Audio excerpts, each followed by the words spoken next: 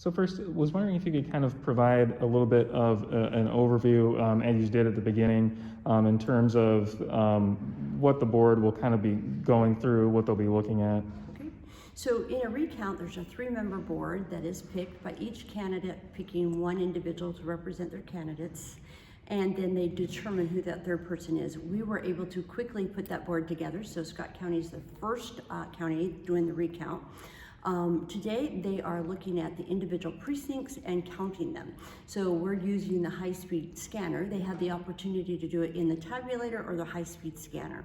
And that's what we're doing right now. They're looking for any anomalies that might have happened on election day or while we were tabulating for votes that may have not been counted appropriately or correctly. They can only view, though, what was voted on election day. Okay, and then given the concerns that we've seen play out on the national stage in the presidential election, I guess what message do you have for residents of the county and the district about this recount process and how that plays out here in Iowa?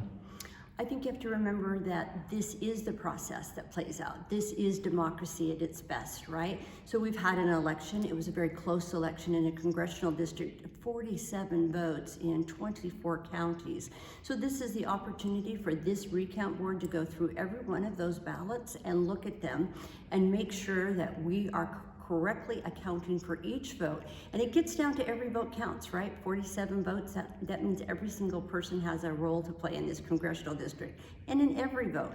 So the process is for them to make sure that our reports are accurate with what they're running as well. I know there's a national narrative, but you know, I have faith in our process, I have faith in our system, and I have faith in our equipment.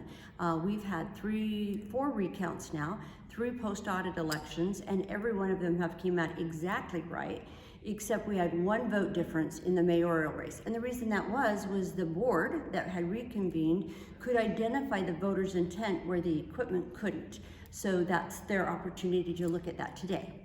Great. And then lastly, can you kind of talk about the timeline and kind of how long the process is expected to take?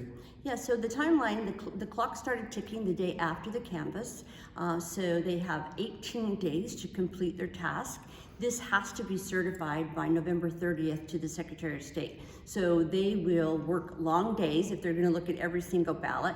Today we're here 8 to 8, and then they'll make a decision today based on where they want to head tomorrow.